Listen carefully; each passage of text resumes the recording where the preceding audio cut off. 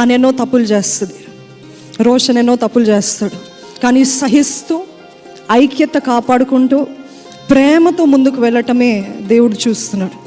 So we need endurance, సహించుకోగలిగిన, ఎప్పుడు చెప్తుంటాను, ఓర్పు, the patience. And I pray that God gives you, enables you.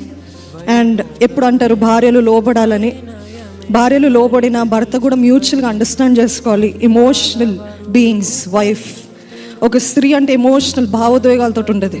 So you need to treat her. ఎందుకంటే పేతురు గ్రంథంలో, పేతురు పత్రికలో రాయబడి ఉంటుంది, పురుషుడి యొక్క ప్రార్థన అభ్యంతరంగా ఉండకుండా ఉండాలంటే భార్య బలహీనమైన ఘటమని తెలుసుకుని జ్ఞానముతో నడుచుకోవాలంట.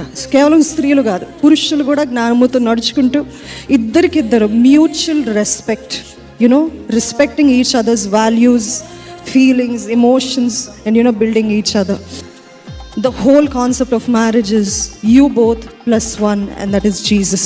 ఏది మాట్లాడిన దేవుడికి ఇది అంగీకారమా, ఇది దేవుని దృష్టిలో సరి అని చూసుకుంటూ మీరందరూ కూడా మరి ముఖ్యంగా రోషన్, ప్రసన్న వారి జీవితంలో కొనసాగించాలని హృదయపూర్వకంగా దేవుని నామములో వారిని దీవిస్తూ దేవుడి కొద్ది మాటలు దీవించునుగాక. Amen, amen. God bless you.